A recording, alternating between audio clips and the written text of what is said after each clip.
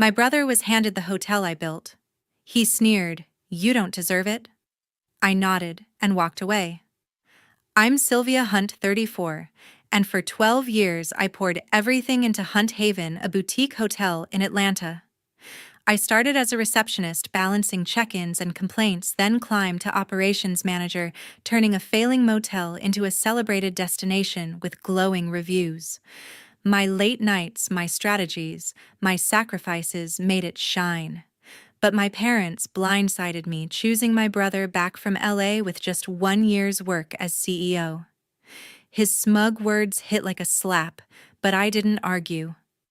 I saw the betrayal in their eyes, the dismissal of my worth. That moment lit a fire in me. I decided to step back to let their choice play out. I wasn't giving up, just changing the game. 3 months later, whispers reached me. The front desk bell rang every night, though the hotel was locked tight. The system screen flashed one eerie line: "Welcome back, sister." Something was unraveling at Hunt Haven, and it wasn't just bad luck. What had my brother done? How would their empire crumble? I'd soon find out, and it would change everything. That was the day I chose to change. Curious how a family hotel dynasty falls apart? Subscribe and hit the bell to uncover the drama. 3 days later, I stood at the front desk reflecting on 12 years of sweat and late nights that turned Hunt Haven from a crumbling motel into Atlanta's boutique star. I'd negotiated with vendors, trained staff, and redesigned the guest experience to earn us 5-star reviews. But now, my brother was in charge, and the cracks were already showing. That morning, he was late again for a meeting with a major corporate client. I watched the clock tick past 9 a.m., the client's team tapping their feet in the lobby. When he finally strolled in, tie loose and coffee in hand, he shrugged off their frustration. "They'll wait," he muttered, brushing past me. I bit my tongue, but the staff exchanged uneasy glances. Later, I found unprocessed bookings piling up in the system, errors he hadn't bothered to check. Guests were double-booked rooms, unready, a mess I'd spent years preventing. At a staff meeting that afternoon, he turned his resentment on me. "You're just a manager," he snapped in front of everyone, his voice dripping with disdain. "Stop acting like you run the place." The room went silent. My cheeks burned, but I stayed calm, staring him down. He wanted a reaction. I wouldn't give him one. My father and mother sitting at the head of the table didn't correct him. Instead, my mother sighed. "Sylvia, you're too harsh on him. He's learning."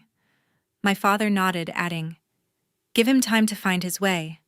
Their words stung worse than my brother's. They'd always seen me as the workhorse, not the leader. I kept my head high, but inside I was reeling. That evening, I drove to Grandpa Walter's house. He was the one who'd started Hunt Haven decades ago, building it with grit before handing it to my father. Now retired, he spent his days reading in his quiet study. I sat across from him, the weight of the day spilling out. "They're throwing it all away," I said, voice steady but tight. "Everything I built." Grandpa leaned forward, his eyes sharp despite his age. "Sylvia, you're the heart of that hotel," he said firmly. "You made it what it is. Every booking, every guest who left smiling. Your brother's ego can't change that." His words were a lifeline pulling me back from doubt. He gripped my hand. "Don't let them dim your fire. Stay true to you." I nodded, a spark of resolve igniting. I wouldn't quit, but I wouldn't carry their mistakes either. The next day, I made a decision. I'd work my hours 8 a.m. to 5 p.m. and nothing more.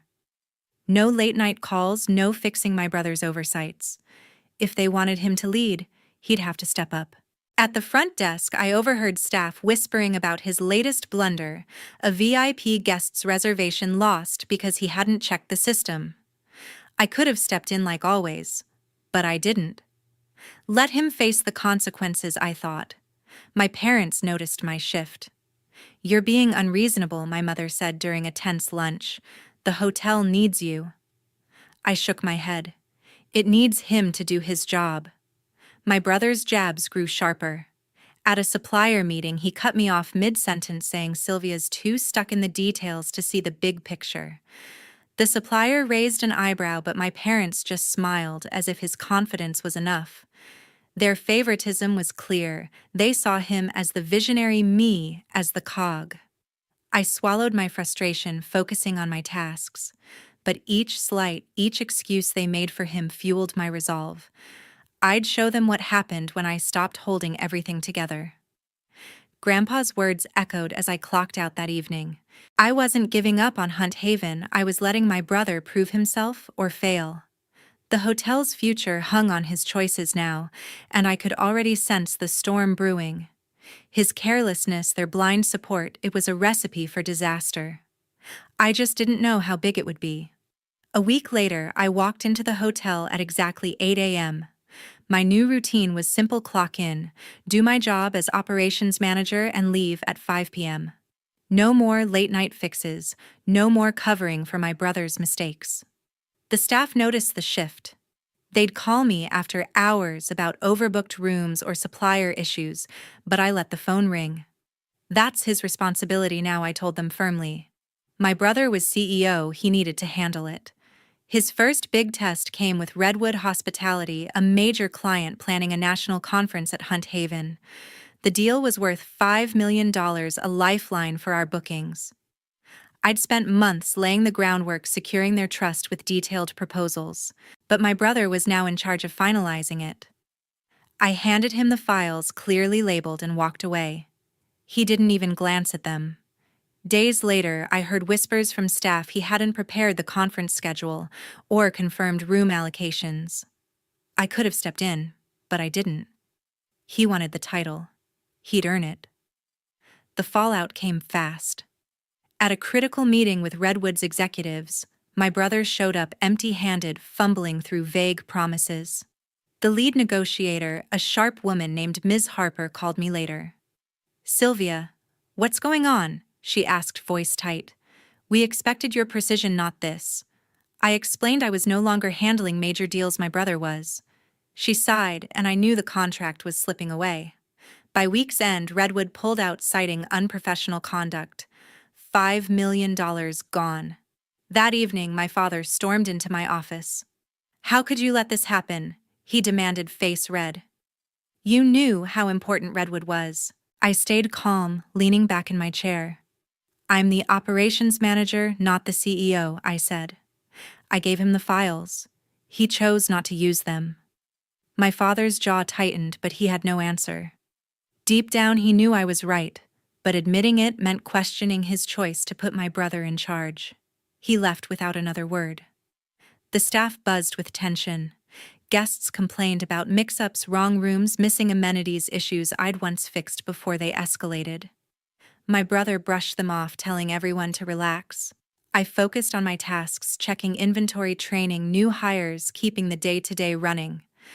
But I could feel the hotel slipping like a machine missing a gear. My parents started hovering, dropping hints that I should help out more. My mother cornered me in the break room. "Sylvia, you're letting personal feelings hurt the business," she said softly, as if I was the problem. I looked her in the eye. "I'm doing my job. He's not." That night, I drove to Grandpa's house, needing his clarity. He welcomed me into his study, the same one where we'd talked days before. I told him about the lost contract, my father's anger, my mother's guilt trips. "They expect me to clean up his mess?" I said, frustration creeping into my voice. Grandpa listened, his weathered hands folded.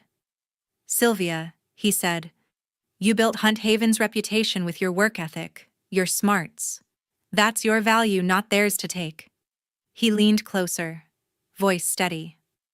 "You're not here to carry their mistakes. Let them see what happens without you." His words hit deep, anchoring me. I wasn't abandoning the hotel, I was proving my worth by stepping back. The next day, I overheard staff discussing another of my brother's slip-ups, a vendor contract he'd ignored, delaying critical supplies. Guests were leaving one-star reviews, something Hunt Haven hadn't seen in years. I could have called the vendor, smoothed things over, but I clocked out at 5 p.m. sharp. My brother's confidence was crumbling, and my parents' faith in him was starting to crack. They'd made their choice, and now they'd live with it. I felt a strange calm knowing I was done carrying the weight. My father summoned me to his office one morning.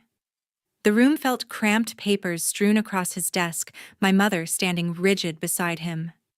"Sylvia," he began, voice heavy, "we need you as co-CEO with your brother." He leaned forward as if offering a prize. "Hunt Haven's faltering. You're the one who can pull it through." My mother's eyes were soft, almost desperate. "We can't lose this place, Sylvia. You've always been its strength." I stood steady, my thoughts cutting through their words. Co-CEO. After they'd crowned my brother, sidelining my years of effort. This was no partnership. It was a frantic bid to cover his failures. "You chose him to lead," I said, voice firm but calm. "I'm only the operations manager now." My father's jaw clenched. "This is about family, Sylvia, not your pride," he snapped. I held his gaze. "Family doesn't mean I fix his mistakes while you pretend he's enough." My mother reached for me, her voice trembling. "Sylvia, please." I stepped back. I'd been their crutch too long, undervalued and dismissed. I was finished. That afternoon, Robert Harper, director of Redwood Hospitality, called me. I'd caught his attention during our failed deal, his team impressed by my precision against my brother's disarray. "Sylvia," he said, tone direct, "we need you as operations director at Redwood. Full oversight of guest services. You in." The offer was a beacon, a chance to work where my skills were valued, free of family ties. "I'm in," I replied, a weight lifting off me. The next day, I typed my resignation. My hands were steady as I printed and signed the letter, then set it on my father's desk. He scanned it, his face shifting from shock to fury. "You're walking away?" he asked, voice sharp. "After everything we've built," I met his eyes. "You relied on me, but you picked him," I said. "Now you get his results." My mother tried to speak. "Sylvia, don't do this." But my mind was set. I walked out the door's soft click sealing my choice. That evening, I drove to Grandpa's house, craving his steady guidance. He welcomed me into his warm study books stacked neatly around us. I told him about the co-CEO offer, my refusal, and Redwood's proposal. "I'm leaving Hunt Haven," I said, my voice solid but tinged with loss. Grandpa's eyes shone with pride. "You're worth more than their last-ditch plans," he said. "You deserve respect, Sylvia, not their scraps. Go where you're valued." His words anchored me, affirming my path. Hunt Haven was his creation, but he saw my future beyond it. "You'll thrive," he added, his smile warm. I hugged him, feeling centered. The next morning, I returned to Hunt Haven to empty my office. I packed my files, an old notebook from my early days, and a plaque from our first industry award. Staff lingered, some teary. A longtime concierge gripped my hand. "You were the soul of this place," she whispered. I smiled, grateful but resolute. My brother stayed out of sight, likely avoiding the tension. I left my keys on the front desk, their faint clink marking my exit. Stepping outside, I felt both loss and liberation. Hunt Haven had been my world, but it wasn't my future. I stepped into Redwood, ready to start fresh. My office was sleek, overlooking Atlanta's vibrant streets. Robert Harper greeted me with a nod. "Sylvia, show us what you've got," he said. I dove in, revamping check-in systems, training staff, and boosting efficiency. It was work I loved, unburdened by family drama. I didn't look back at Hunt Haven, but I couldn't help wondering how my brother was holding up. His leadership was fragile, and I sensed it was only a matter of time before it crumbled. 3 months later, I stood in my new office at Redwood as Sylvia Hunt, the sister who had left Hunt Haven behind. The view of Atlanta's skyline stretched before me, a reminder of fresh beginnings. At Redwood, I'd streamlined guest services, introducing a loyalty program that boosted bookings by 20%. My team praised my ideas, and Robert Harper, my boss, called my work transformative. Each day felt purposeful, free from the weight of my family's expectations. As the sister of my younger brother Ezra Hunt, I'd found a place where my efforts were valued, unlike the hotel I'd built, only to see it handed to him. Back at Hunt Haven, chaos brewed. Sean Foster, a night manager, emailed me about a strange issue. The front desk bell rang every night after the hotel locked up, and the booking system's screens flashed. "Welcome back, sister." Staff whispered about hacks, some even quitting in fear. I contacted Sean, who explained the cause. My younger brother Ezra Hunt, in a cost-cutting spree, had canceled the maintenance contract with the tech company I'd partnered with 5 years earlier to design Hunt Haven's booking system. Without updates, the outdated software glitched, triggering a loop that activated the bell and pulled my old login message from the database. Nina Cole, the front desk clerk, texted me, her words urgent. "Sylvia Hunt, the staff are panicking. Can you fix this?" As the sister who'd crafted that system, I knew I could. But I paused. Hunt Haven wasn't mine anymore. My younger brother, Ezra Hunt, had taken control, slashing what I'd built to save pennies. Fixing his mess meant stepping back into a world that had dismissed me. I replied to Nina, "I'm sorry, I can't." She didn't respond, and I turned off my phone, focusing on Redwood's next project, a conference that demanded my attention. Sean called a week later, his voice tense. "The glitch is worse, Sylvia Hunt. Guests are complaining about the noise." He admitted the staff missed my leadership, regretting my departure. I listened, but my resolve held. As the sister of Ezra Hunt, I'd spent years solving crises for a family that overlooked me. Redwood was my focus now, where my work mattered. I told Sean to contact the tech company directly. He sighed, knowing my younger brother Ezra Hunt wouldn't approve the cost. At Redwood, I thrived. My team executed the conference flawlessly, earning praise from clients. I designed a new check-in protocol, cutting wait times by half. Robert Harper hinted at a promotion, his trust in me unwavering. As Sylvia Hunt, the sister who'd walked away, I felt lighter, unburdened by Hunt Haven's chaos. My younger brother Ezra Hunt's choices had led to this mess, not mine. I pictured the bell ringing in an empty lobby, a ghost of my past work, and felt no urge to intervene. One evening, I stood by my office window watching the city lights. Redwood was my home now, a place where Sylvia Hunt shone without needing my family's approval. Nina sent one last message.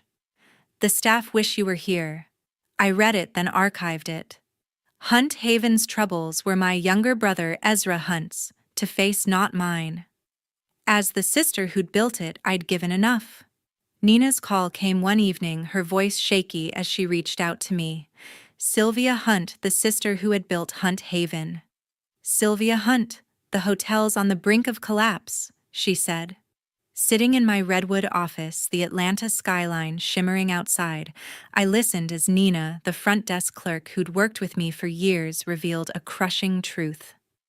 My younger brother Ezra Hunt had hidden a $2 million debt from a failed renovation attempt. He'd pushed for a lavish expansion, ignoring research and relying on charm to secure loans. It backfired: half-finished structures, angry contractors, and a damaged reputation. Nina's next words stunned me. "Norman and Doris knew Sylvia Hunt. They covered for your younger brother Ezra Hunt." I gripped my desk, processing the betrayal. As the sister of Ezra Hunt, I'd been pushed aside, yet my parents protected my younger brother's mistakes. I called Nina back the next day, seeking confirmation. She admitted they'd known for months, clinging to Ezra Hunt's promises to salvage the situation. They couldn't face his failure, she said. I thanked her, my heart heavy. Their favoritism, always favoring my younger brother Ezra Hunt, cut deeper than ever. As Sylvia Hunt, the sister who'd given everything to Hunt Haven, I felt the sting of their choice to shield him over the hotel's legacy. That evening, I drove to my grandfather Walter's house. His walls, adorned with old Hunt Haven photos, recalled its humble beginnings. I shared the news about my younger brother Ezra Hunt's debt and my parents' complicity. Walter's face tightened, his hands clutching his cane. "I warned Norman long ago," he said sharply. Your younger brother Ezra Hunt lacks the spine to lead. He stared into the distance. Your father scoffed, said I was outdated. Doris always indulged Ezra Hunt. Walter looked at me. Sylvia Hunt, as the sister who carried this hotel, you owe them nothing. They discarded your legacy. His words resonated, grounding me. I, Sylvia Hunt, the sister of Ezra Hunt, had spent years proving my worth only to be undervalued. Now Hunt Haven was failing, and they expected me to rescue it. Nina had urged me to return to fix my younger brother Ezra Hunt's disaster, but I'd found my place at Redwood, where my contributions were celebrated. Hunt Haven was a relic of my past, burdened by my family's choices. I'm finished, Grandpa, I told Walter. They chose my younger brother Ezra Hunt. Let them face the consequences. He nodded, pride in his eyes. You're stronger than they realize, Sylvia Hunt, he said. The next morning, I immersed myself in Redwood's projects. A client event demanded my focus, and I poured energy into perfecting it. I ignored messages from Hunt Haven's staff, their requests for help. Nina sent one last text. The team's lost without you. Ezra Hunt's failing. I read it then, deleted it. As the sister who'd carried Hunt Haven for years, I'd done enough. My parents and my younger brother Ezra Hunt had made their choices, they'd bear the fallout. Industry contacts shared updates. Hunt Haven's creditors were closing in.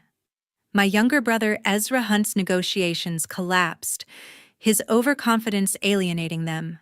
Norman and Doris scrambled, selling off assets to delay the inevitable. I felt a pang for the staff caught in my younger brother's mess, but I couldn't return. Sylvia Hunt, the sister of Ezra Hunt, had given 12 years, countless hours, missed moments, all for a family that overlooked me. Redwood was my future, and I embraced it fully. One evening, Walter called. I saw Hunt Haven, Sylvia Hunt, he said, voice heavy. It's a ghost, empty desks, fading lights. Your name lingers on the screens. He chuckled softly. I told Norman to trust you, the sister who made it shine. He ignored me. I pictured the hotel's decline, its legacy tied to my younger brother Ezra Hunt's failures. Grandpa, was I right to walk away? I asked. He replied firmly, You chose yourself, Sylvia Hunt. That's the bravest choice. I hung up, gazing at my Redwood desk filled with plans for a new initiative. Robert Harper had praised my latest work, affirming my value. Sylvia Hunt, the sister who'd outgrown Hunt Haven, was building something new. My younger brother Ezra Hunt, my parents, their refusal to see me, they'd sealed their fate. I wasn't heartless, but I was free. I stepped into Hunt Haven's lobby as Sylvia Hunt, the sister who had poured her heart into its creation, now facing its ruin under my younger brother Ezra Hunt's watch. The once lively space was silent, its counters dulled by neglect. In my father's office, I met my parents Norman and Doris and my younger brother Ezra Hunt. Their faces carried a mix of exhaustion and pleading. Sylvia Hunt. You're our only hope. Doris said, her voice trembling. The hotel's falling apart. You know it best. My younger brother Ezra Hunt stared downward, mute. Norman added, We'll give you full control. As the sister of Ezra Hunt, I felt their desperation, but it didn't sway me. No, I said, as Sylvia Hunt, the sister they'd overlooked for years. You chose my younger brother Ezra Hunt to lead, ignored my dedication, and let it collapse. I'm not here to save you. My younger brother Ezra Hunt raised his eyes, his expression hollow. Sylvia Hunt. I didn't want this to happen, he murmured. I held firm. You took my life's work, Ezra Hunt, and destroyed it. That's on you. Doris reached out, eyes brimming. We're your family, Sylvia Hunt, she begged. I stepped back. Family honors each other. You dishonored me. Norman stayed silent, his shoulders slumped. I walked away, leaving my younger brother and parents behind. Hunt Haven ceased operations soon after.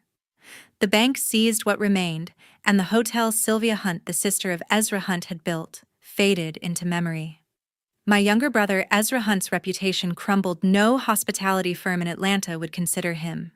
He took low-paying jobs, a stark contrast to the role he'd claimed. My parents, Norman and Doris, sold their home, retreating to a small rental. I heard they bickered endlessly, each pointing blame for their downfall. As the sister who'd been sidelined for my younger brother, Ezra Hunt, I took no pleasure in their hardship. It was the result of their decisions. At Redwood, Sylvia Hunt, the sister who had broken free, was excelling. Robert Harper promoted me to regional director after my guest program surged bookings by a quarter. My office buzzed with creativity, team strategies, new initiatives, and respect for my vision. I stayed late out of excitement, not duty.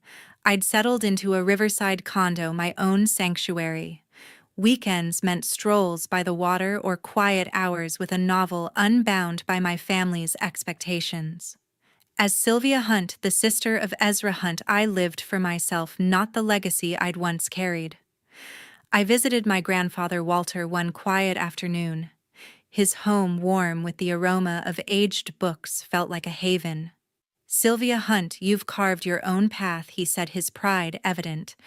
"You left the mess your younger brother Ezra Hunt made and thrived." He gave me a faded sketch of Hunt Haven's original blueprint. "I started this dream," he said. "You, as the sister who outshone us all, made it soar." I hugged him, my heart swelling. Walter's faith in Sylvia Hunt outweighed any recognition I'd once sought from my parents or my younger brother. Looking back, I, Sylvia Hunt, saw the truth. As the sister of Ezra Hunt, I'd tied my worth to Hunt Haven and my family's approval.